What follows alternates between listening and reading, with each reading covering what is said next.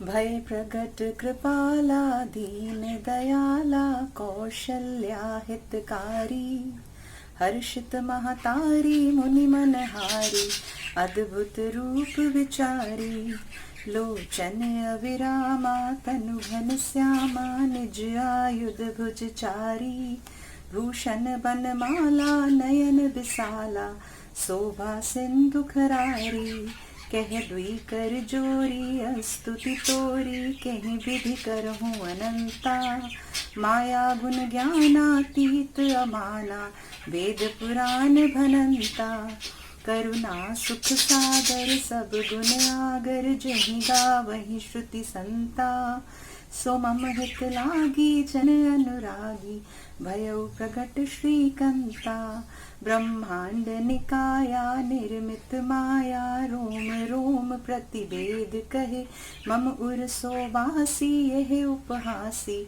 सुनत धीर मति थिर न रहे उपजा जब ज्ञाना प्रभु मुस्काना चरित बहुत विधि कीन चहे कही कथा सुहाई मातु बुझाई जेहि प्रकार सुत प्रेम लहे माता पुनि बोली सोमति डोली तजहु तात यह रूपा की जय शिशु लीला अति प्रिय सीला यह सुख परम अनूपा सुनी बचन सुजाना रोदन ठाना हुई बालक सुर भूपा यह चरित जगावहि हरिपद पावहि तेना परहि भवकूपा विप्रधेनु सुर संत हित लीन मनुज अवतार निज इच्छा निर्मित तनु माया गुण गोपार सियावर रामचंद्र की जय।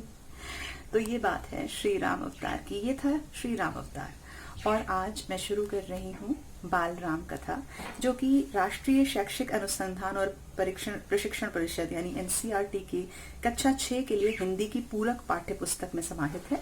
ये बाल राम कथा है जो कि वाल्मीकि रामायण पर आधारित है और ये बच्चों को स्कूल में पढ़ाई जाती है। तो मैंने सोचा अगर मैं इसको कह के सुनाऊंगी तो शायद बड़ों को भी इसको सुनने में आनंद आएगा।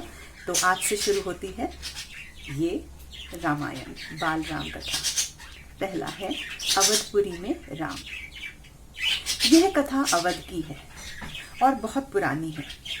अवध में सरयू नदी के किनारे एक अति सुंदर नगर था। नाम था अयोध्या। सही अर्थों में दर्शनीय, देखने लायक, भव्यता जैसे उसका दूसरा नाम हो। अयोध्या में केवल राजमहल भव्य नहीं था, उसकी एक एक इमारत आलीशान थी।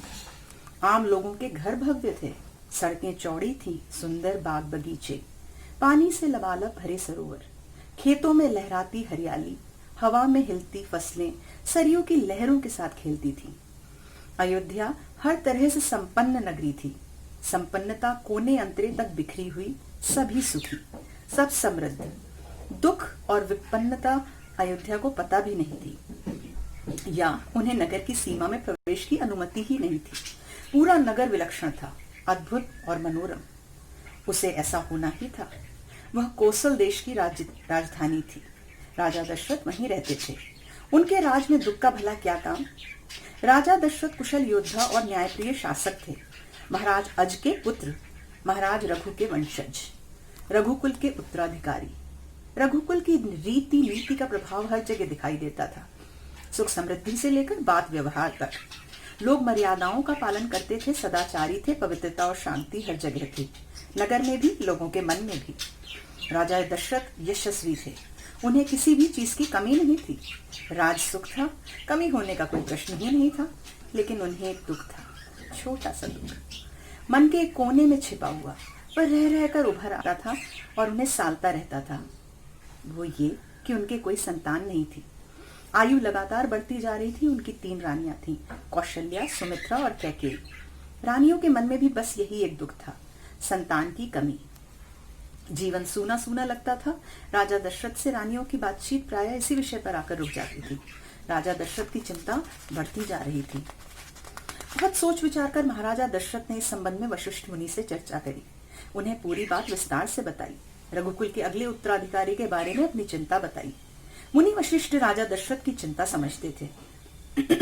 उन्होंने दशरथ को यज्ञ करने की सलाह दी, पुत्रेष्टि यज्ञ। महर्षि ने कहा, आप पुत्र एष्टि यज्ञ करें महाराज, आपकी इच्छा अवश्य पूरी होगी। यज्ञ महान तपस्वी ऋष्यरिंग की देखरेख में हुआ। पूरा नगर उसकी तैयारी में लगा हुआ था। यज्ञशाला सरयू नदी के किनारे बनाई गई। यज्ञ में अनेक राजाओं को निमंत्रित किया गया। तमाम ऋषि मुनि पधारे। शंख ध्वनि और मंत्रोच्चार के बीच एक एक कर सबने आहुति डाली। अंतिम आहुति राजा दशरथ की थी। यज्ञ पूरा हुआ। अग्नि के देवता ने महाराज दशरथ को आशीर्वाद दिया। कुछ समय बाद दशरथ की इच्छा पूरी हुई। तीनों रानियां पुत्रवती हुई। महारानी कौशल्या ने राम को जन्म दिया। चैत्र माह की नवमी के दिन रानी सुमित्रा के 2 पुत्र हुए, लक्ष्मण और शत्रुघ्न। रानी कैकेयी के पुत्र का नाम भरत रखा गया। राजमहल में खुशी छा गई। नगर में बधाइयां बजने लगी, मंगल गीत गाए गए। हर ओर खुशी, उत्सव जैसा दृश्य। राजा दशरथ प्रसन्न थे। उनकी मनोकामना पूरी हुई। प्रजा प्रसन्न थी कि दशरथ की चिंता दूर हुई। नगर में बड़ा समारोह आयोजित किया गया धूमधाम से। आयोजन में दूर दूर से लोग आए। राजा दशरथ ने सबको पूरा सम्मान दिया। उन्हें कपड़े, अनाज और धन देकर विदा किया। चारों राजकुमार धीरे धीरे बड़े हुए। वे बहुत सुंदर थे, सुदर्शन। साथ खेलने निकलते तो लोग उन्हें देखते रह जाते। आंखें उनसे हटती ही नहीं थी। चारों भाइयों ने आपस में बहुत प्रेम था। वे अपने बड़े भाई राम की आज्ञा मानते थे। खेलकूद में लक्ष्मण प्रायः राम के साथ रहते। भरत और शत्रुघ्न की एक अलग जोड़ी थी। और बड़े होने पर राजकुमारों को शिक्षा दीक्षा के लिए भेज दिया गया। उन्होंने कुशल और अपनी विद्या में दक्ष गुरुजनों से ज्ञान अर्जित किया। शास्त्रों का अध्ययन किया, शास्त्र विद्या सीखी। चारों राजकुमार कुशाग्र बुद्धि थे। जल्दी ही सब विद्याओं में पारंगत हो गए। राम इसमें सर्वोपरि थे। उनमें कई अन्य गुण भी थे, विवेक, शालीनता और न्यायप्रियता। राजा दशरथ को राम सबसे अधिक प्रिय थे। ज्येष्ठ पुत्र होने के कारण और इन मानवीय गुणों के कारण भी। राजकुमार कुछ और बड़े हुए, विवाह योग्य। नगर में इसकी चर्चा होने लगी। महाराज दशरथ भी ऐसा ही चाहते थे। तो आज के लिए इतना ही।